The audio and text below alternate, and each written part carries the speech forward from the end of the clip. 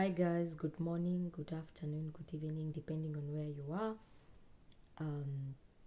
This is your girl again, Liki, and welcome to my channel. For those who are new in my channel, karibu sana. For those who have been there, thank you for always holding up and watching my videos. Thank you so much. So today we are going on the second part. The first part we had discussed about the application. And just to do a recap, in the application, make sure you research about the school. Secondly, make sure you have all the documentation that you need for the application. Then make sure you just do it yourself. You go online, look for the school, go to their website, and you do an application. And then now you've received an offer. And on the offer for the school, depending on the schools and depending on what you did not attach or what you did not, the requirement, any document that they ask and you did not give, when you get an offer, the offer will have conditions. The conditions that you need to meet, and also it will show you the amount of fee, the total amount of fee for the cost of your postgraduate course, the deposit that you need to pay, and some school will ask you for the bank statement. Okay, there are those schools like Nottingham Trent University, like they don't ask for the bank statement. For them, they'll maybe ask you, if you haven't hand in the IELTS, they'll ask you to give on the IELTS certificate. If you hadn't for example, hand in the reference, they'll tell you, like any document that you did not offer or you did not give out, sorry, not offer, really give out while you're applying, you'll be asked to submit so that they are able to give you what we call a CAS. A CAS is for UK and it means the confirmation of studies. Okay? Confirmation of studies for a student. Like for example, they are able to offer you a place or a position or a place in class for that particular course that you apply. So the most similar conditions that most schools have is 1, you pay the deposit. 2, you hand in the statements.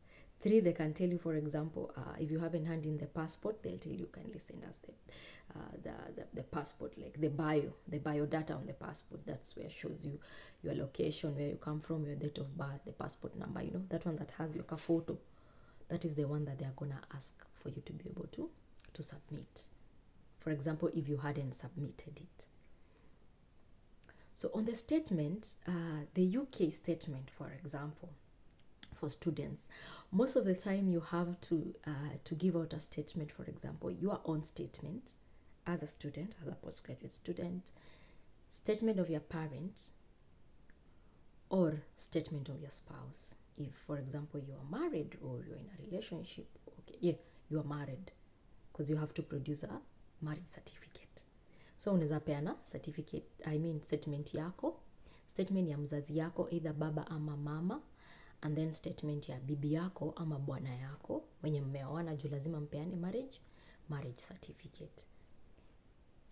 And the statement for UK most of the time, 3.6 going up, a statement of 3.6 million going up. It can be for a savings account, it can be for a current account, and it can be for deposit account. An account whereby money can be accessed immediately while needed. Okay? Most of the time on the bank statement, it has to be accompanied by a bank letter. A bank letter, this letter must explain the name of the person of the account, the type of account, the amount in that account. And the statements are always 28 days prior to the day that you're handing it the statement, yes. For example, kama wamekuitisha statement ya 28 days, utacount 28 days from yesterday. Kama unatuma leo, utacount 28 days from yesterday, and it should have that constant balance of 3.6 and above. Sometimes it's vizuri kupeana yenye iko juu kidogo like 3.7, 3.8 because sometimes when they do their exchange rate, they call it onanda. They use an onanda, something called an onanda. Onanda, yeah. Like they're trying to do an exchange rate. They try to see if it's 3.6 and then they change it into pounds and see if it's enough money for the student to be able to take care of themselves. And they measure on the expense on accommodation, the expense on food, and the expense on the school fees. So hiyo statement lazima ionyeshe the total amount of money yenye natoshea school fees yako yote yenye imebaki after paying the deposit, the total amount of money the total amount of fees that has remained, accommodation plus food plus any expense that you're gonna spend while you're a student here. That is when only inakuja to 3.6 to 4.2. I mean 3.6 going up depending on the school fees of that particular school. So inaweza panda, inaweza kwa chini. So you make sure your statement is 3.6 and above, 3.6 million and above.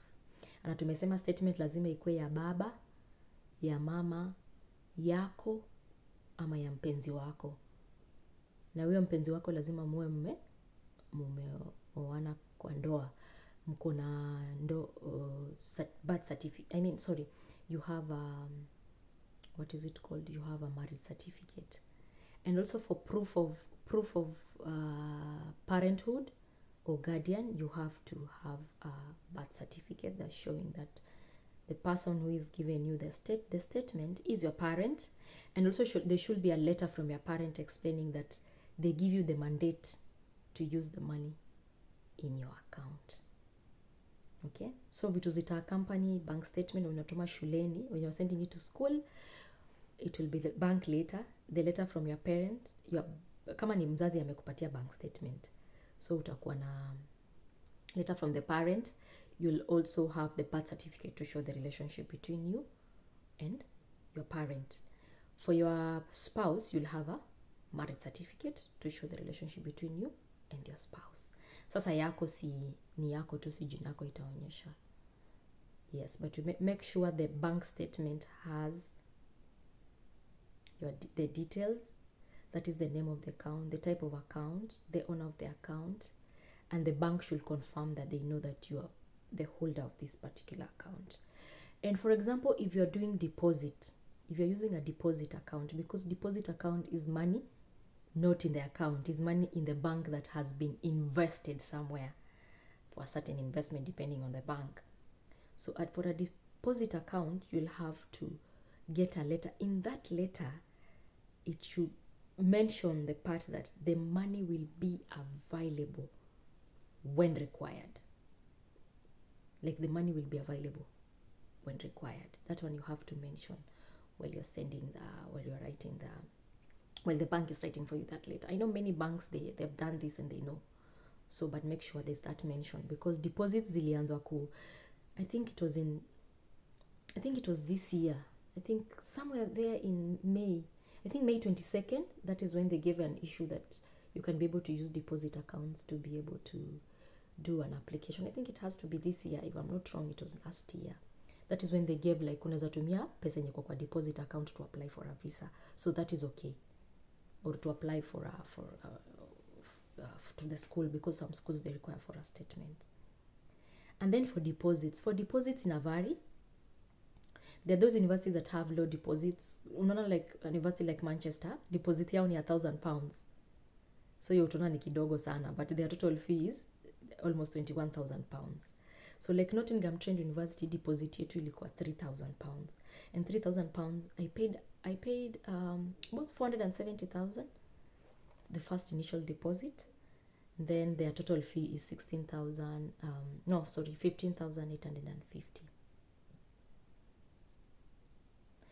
So ukisha meet hizo conditions, after you've already met the conditions, like you have handed in the statement to the school, you have paid the deposit, and deposit inategemea. There is bank transfer and there's Western Union. So inategemea na shule. Mimi ya mine I paid with Western Union, and I paid it in Kenya shillings. Nilituma kwa account yao, holding account yao, then that holding account ndiye kawatumia into pounds. So I send them almost 470,000.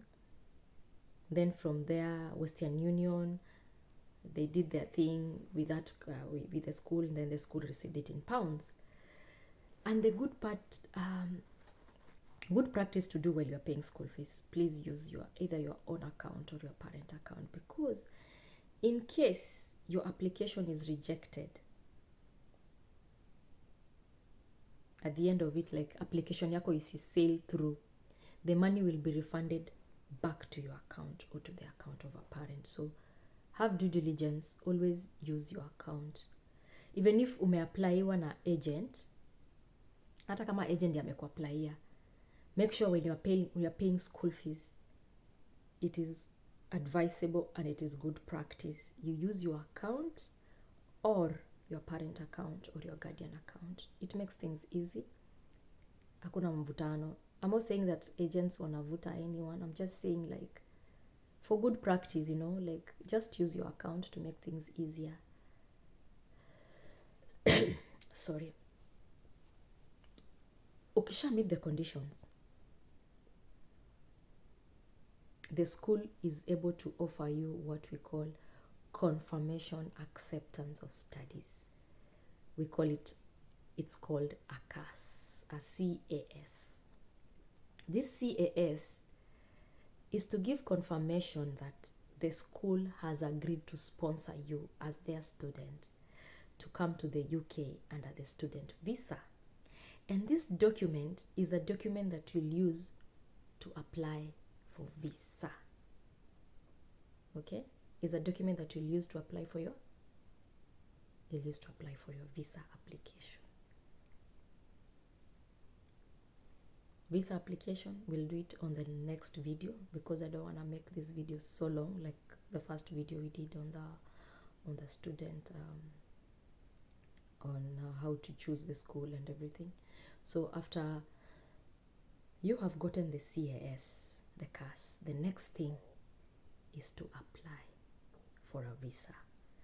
And like you said, the next video will be about visa application. But before I get to the visa application, I'll do a video on the amount of money that you may need until you get to this step of visa application, because you need certain amount of money. There are things and the requirements that you need when you're applying for a visa, and that will be on the next video.